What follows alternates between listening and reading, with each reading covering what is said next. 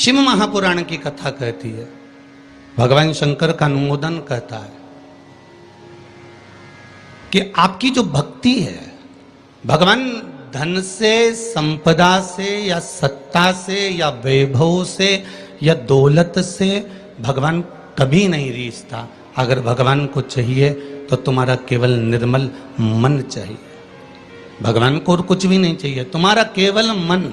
उसके सिवाय भगवान तुम्हारे वैभव से, तुम्हारे पास में कितनी गाड़ी है, कितना बंगला है, कितना धन है, कितना वैभव है, कितनी सत्ता है, कितनी दौलत है, भगवान को उससे कोई मतलब नहीं।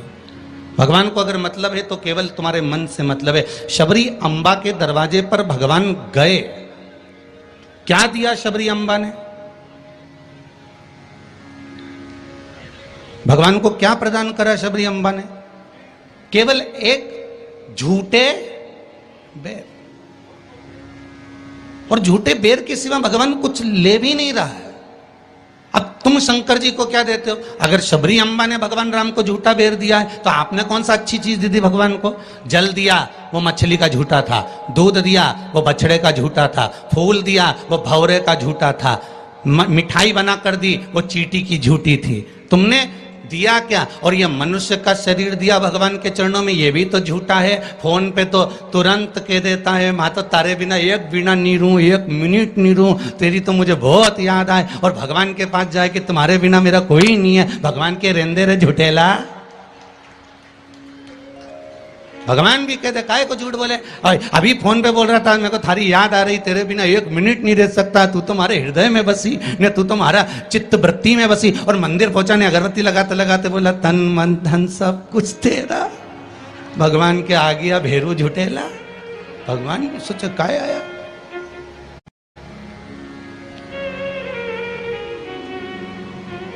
अगर शबरी अम्बा ने झूठा बेर दिया है तो हमने कौन सी अच्छी चीज भगवान को दे दी है? हमने क्या भगवान को अच्छा दे दिया है? हम भी तो झूठा ही दे रहे हैं। पुष्प दिया, वो भी झूठा था। जल दिया, वो मछली का झूठा था। दूध दिया, वो गाय के बछड़े का झूठा था। मिठाई दी, वो चींटी की झूठी थी। हम जो परमात्मा को दिए वो सब कुछ झूठा था। यहां तक हम भगवान का जो स्मरण भी कर रहे हैं, कई लोग भगवान के मंदिर में बैठकर घंटों तक माला पकड़कर भी अगर भगवान के मंदिर में बैठकर भजन कीर्तन स्मरण कर रहे हैं तो वो ये सोचे कि नहीं ये सत्य है, तो उसने उसमें भी छल कर दिया। थोड़ी देर तक तो मन लगता है, उसके बाद ये चित्त, ये वृत्ति, ये मन कहीं ना कहीं डोल जाता है। इस मन को लोग कजन कहां लेकर चले जाते हैं। बड़ा बड़ा कठिन है महाराज, ये बड़ा कठिन। ये मन बड़ा चंचल है, कैसे तेरा भजन करूं, जितना इसे समझाऊं उतना ही मचलता है।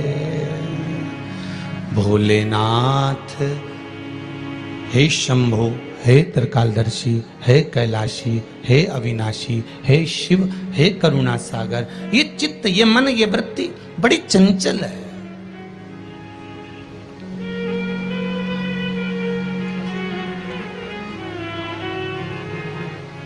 अगर ये मन, ये चित्त, ये वृत्ति थोड़ी भी परमात्मा में लग गई तो जीवन की सार्थकता हो गई।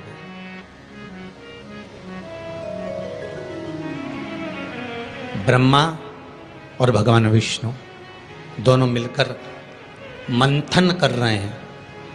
और एक बात बहुत ध्यान से सुनना, शिव महापुराण के इस चरित्र को याद रखना कि ब्रह्मा और भगवान विष्णु ने मंथन किया, और मंथन किया तो शंकर भगवान के शिवलिंग को प्रकट किया।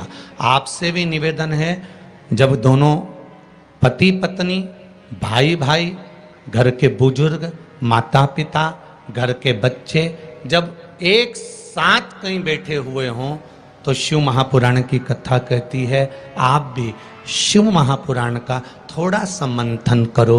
उस मंथन से जो प्रकट होगा वो तुम्हारे घर का आनंद करा देगा। शिव पुराण का मंथन।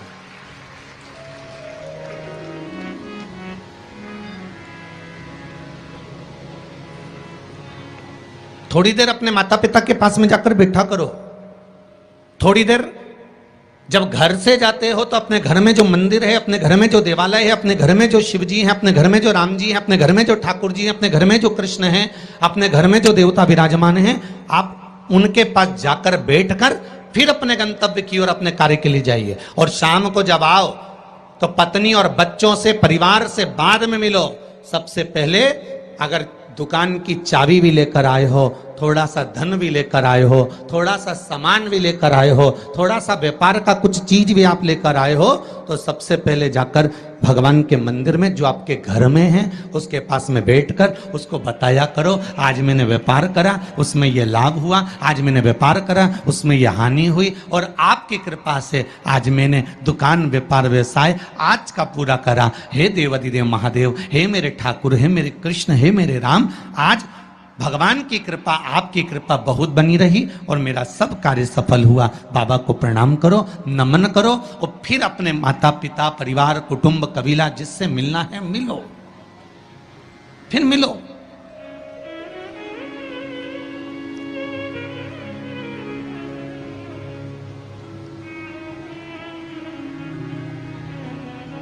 आज किसी ने एक प्रश्न किया था सुबह, गुरुदेव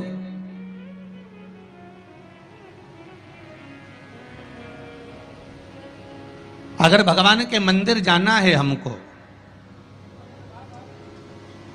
और शरीर में अगर कष्ट है, शरीर में अगर रोग है, शरीर में अगर बीमारी है, शरीर में अगर दुख है, शरीर में अगर कष्ट है, तो क्या नहाना जरूरी है?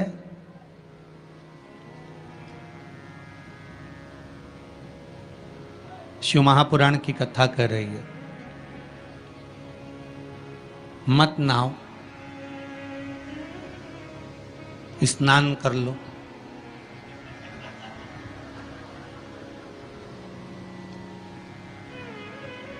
मत नहाओ,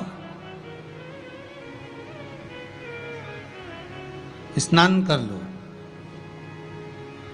नहाने में और स्नान में जमीन और आसमान का अंतर है। बाथरूम में गए, साबुन लगाया, शैम्पू लगाया और ये सब लगाने के बाद में तुमने जो तुम्हारे ऊपर पानी उंडेला, इसको नहाना कहते हैं। ठीक है, जो तुमने साबुन लगाया, शैम्पू लगाया, पानी डाला, उसको नहाना कहते हैं।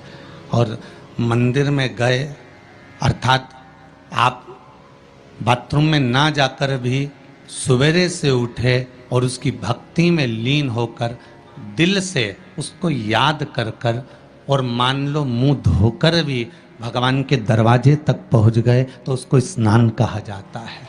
कर लिया ना बहुत।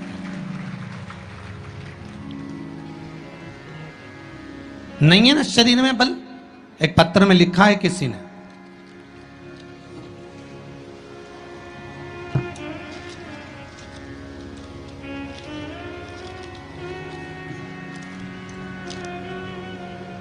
मैं बदनावर धार के पास बालोदा में रहती हूँ। मेरा नाम शांति बाई कुमावत है। कहीं बैठी हो तो खड़ी हो जाएं। आप ही हैं? दोनों हाथ हिला दो एक बार। मेरा नाम शांति बाई कुमावत है। गुरुदेव, आज मैं अपने पैरों पर खड़ी हूं और घूम रही हूं, ये शिव की ही कृपा है, शंकर की कृपा है। मैं कैंसर से पीड़ित हूं, बहुत सारे अस्पतालों में मेरा इलाज हुआ है। ऐसा कोई हॉस्पिटल गुजरात का, राजस्थान का और महाराष्ट्र का नहीं जहां पर मेरा इलाज नहीं हुआ। रह रह कर कैंसर उपज रहा था, परेशान हो गई थी गुरुदेव। तब बाबा की कृपा से डॉक्टर ने कह दिया अब तुम्हारे शरीर में और ऑपरेशन का दम नहीं बचा, इसलिए अब तुम भगवान के ही सहारे जियो। और डॉक्टर ने अगले ऑपरेशन करने से मना कर दिया। मैं घर आ गई, शिव महापुराण की कथा सुनी और गुरुदेव अब मैंने भी विचार कर लिया कि ये शरीर मैंने शंकर को दे दिया। और गुरुदेव एक बेलपत्री शिव जी पे चढ़ी हुई अपनी पोती से, बेटों से बुलवाती और उस बेलपत्री को जल के साथ खाना चालू कर दिया, 2 कदम भी नहीं चल पाती थी क्योंकि कैंसर के ऑपरेशन इतने हुए थे। गुरुदेव, आज मैं इस पंडाल में बैठकर कथा सुन रही हूं, ये शिव की ही कृपा है, ये शंकर की करुणा। एक बात बहुत सुंदर आपने लिखा है शांतिबाई जी, माता जी, कि गुरुदेव जांच भी कराई, अब डॉक्टर बोल रहा है तुम तो ठीक होती चली जा रही हो, ऑपरेशन की भी जरूरत नहीं है। अब बाबा की यह कृपा हुई है, ये करुणा है। बैठो मां, बैठो। हर हर महादेव। ये शिव की कृपा है, ये शंकर की करुणा, ये शंकर की उदारता है, ये शंकर की दया है, ये शिव करुणा है। अकाल मृत्यु वो मरे जो काम करे, चंडाल का काल उसका क्या बिगाड़े, जो भक्त हो महाकाल का। शंकर की आराधना करने वाला, शिव का स्मरण करने वाला, शिव भक्ति में डूबने वाला, शंकर का अनुमोदन करने वाला कभी भी भटकता नहीं है। शिव उसको मार्ग तक पहुंचा ही देता है, पहुंचाएगा।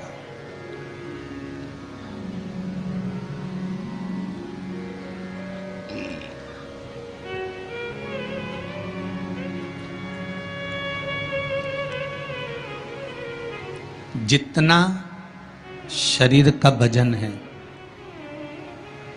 बहुत ध्यान दीजिएगा जरा।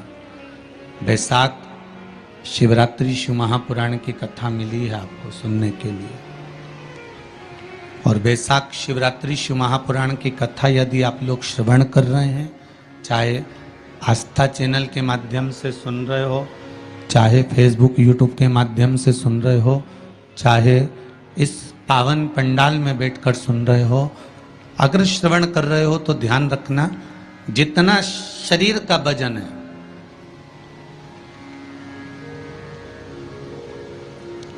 70 kilo, 25 kilo, 20 kilo, 15 kilo, 50 kilo,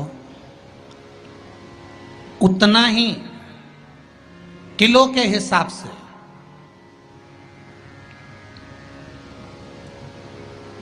10 kilo है तो ये मन में भाव लगा लेना कि मुझे दिन भर में 10 बार भगवान को धन्यवाद देना है कि तूने ये शरीर दिया, चित्त वृत्ति दी, ये मन दिया, ये बुद्धि दी, ये पूरा जीवन मुझे दिया, ये आपकी कृपा से मिला है, आपको समर्पित है और आप ही को दे रहा हूँ।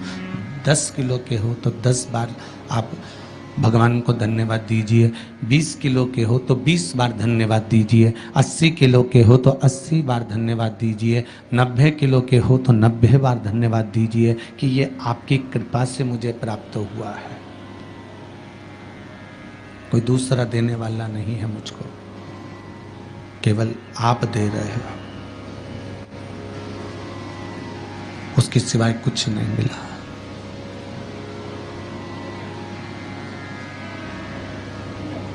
बड़ी मुश्किल से